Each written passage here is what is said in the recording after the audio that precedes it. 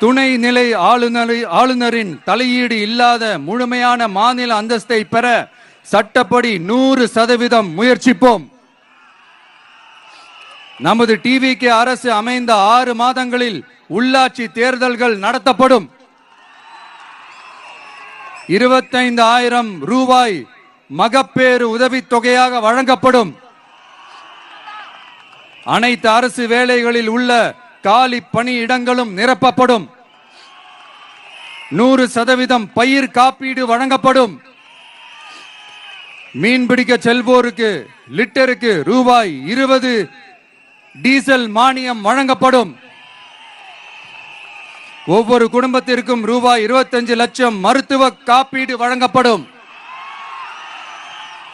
வறுமை கோட்டிற்கு கீழ் உள்ள குடும்பங்களுக்கு 200 யூனிட் வரை கட்டணமின்றி மின்சாரம் வழங்கப்படும்.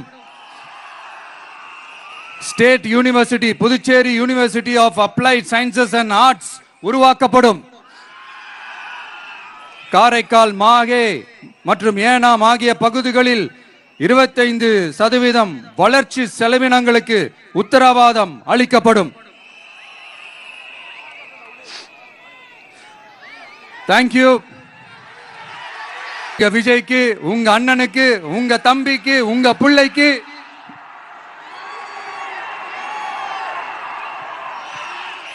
ஒரே ஒரு வாய்ப்பு கொடுங்க. உங்க விஜய் நான் வரேன்.